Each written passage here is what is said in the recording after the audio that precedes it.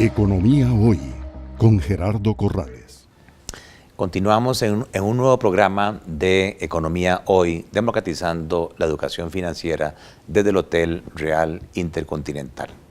Hemos estado compartiendo con la señora Contralora, doña Marta Acosta, sobre las funciones de la Contraloría. Bienvenida de nuevo, doña Marta. Muchas gracias.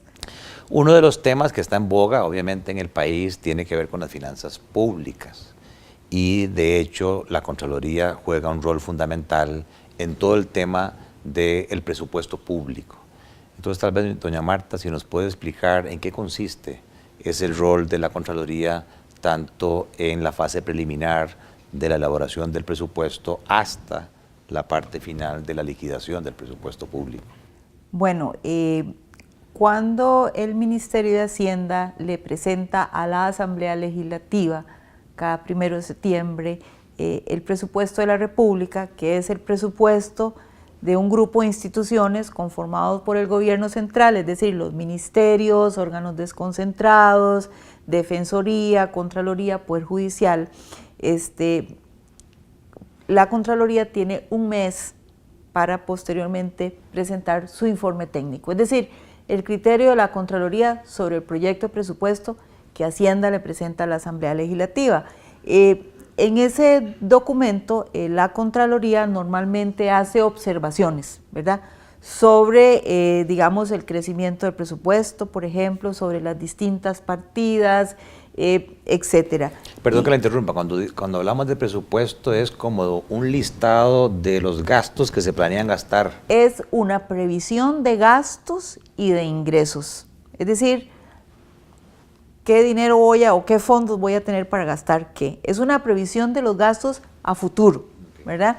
Entonces, y digamos que el Ministerio de Hacienda gira una serie de directrices sobre cómo debe ser presentado el presupuesto. Es decir, dice, por ejemplo, el crecimiento puede ser de tanto o no va a haber crecimiento como fue este año, ¿verdad? O se puede tomar el porcentaje de crecimiento de inflación para el crecimiento de la planilla. Por ejemplo, ellos dan ciertas directrices. La Contraloría toma el presupuesto, lo revisa y emite su dictamen, lo presenta a la Asamblea Legislativa como un insumo para la discusión del presupuesto que se, digamos, inicia en octubre aproximadamente y va concluyendo con la aprobación del presupuesto de la República para finales de noviembre de cada año. Posteriormente la Contraloría, bueno, hace algunas auditorías financieras durante el año, etcétera, pero en marzo de cada año el Ministerio de Hacienda nuevamente le presenta un informe a la Contraloría sobre la liquidación del presupuesto del periodo anterior. Es decir, cómo gasté, qué gasté, lo real, y qué ingresos tuve, etcétera. Ya lo real. Esa liquidación del presupuesto la presenta la Contraloría cada marzo y nosotros emitimos nuevamente un dictamen a la Asamblea Legislativa y le decimos, todos los años le decimos que no lo avalamos, porque todos los años se presentan una serie de condiciones que no nos permiten avalar ese informe. Por ejemplo, en este año para el 2017, por ejemplo, se presentó una suma de más de 3.000 millones de posibles sumas giradas de más en la planilla del Ministerio de Educación Pública. O se pagaron pensiones por más de 2.000 millones que no estaban, digamos, bien pagadas porque eran, digamos, derechos que ya habían caducado o las personas ya habían fallecido, o hubo malos registros presupuestarios, hubo temas de control interno. Entonces la Contraloría no avala ese informe. Y este año, dentro de los temas, digamos, que no nos permitieron avalar la liquidación, estuvo el tema de unas inversiones que hizo el Ministerio de Hacienda en el Banco Crédito Agrícola como parte de la garantía estatal, la ley bancaria así lo mandaba, entonces el gobierno... Para pagar los depósitos. Para pagar depósitos, para mantener la credibilidad de los usuarios y para también mantener la reputación de los bancos públicos, por supuesto.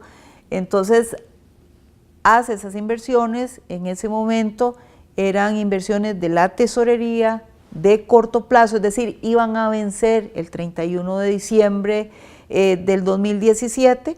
Entonces ese movimiento lo podían perfectamente hacer sin tema de registro presupuestario. Lo que pasa es que como a diciembre no se recupera, ¿verdad? Entonces debió, porque se extendió del corto plazo, entonces debieron haberse registrado presupuestariamente y no se hizo. Entonces esto lo que quiere decir es que se hizo un gasto presupuestario que no quedó registrado. Para la Contraloría, ese monto debió haberse también registrado a la hora de contabilizar el déficit, ¿verdad? Debió haber sido, en vez de un déficit del 6,2%, debió haber sido un déficit del 6,6%. Déficit. Entonces, como el exceso de gastos sobre los ingresos. El déficit es la diferencia entre el ingreso y el gasto. Esa brecha que tenemos ahí como país, que ya para finales del 2018 va a llegar al 7,2%, razón por la cual en reiteradas ocasiones hemos dicho que tenemos unas finanzas públicas deterioradas.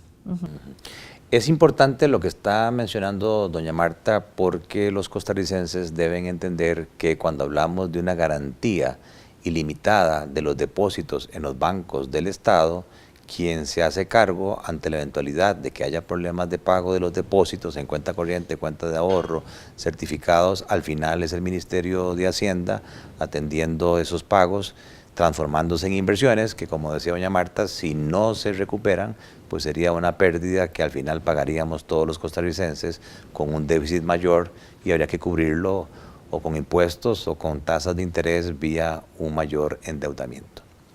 Gracias por estar con nosotros en un programa más de Economía Hoy, democratizando la educación financiera desde el Hotel Real Intercontinental en San José de Costa Rica. Economía Hoy, democratizando la educación financiera.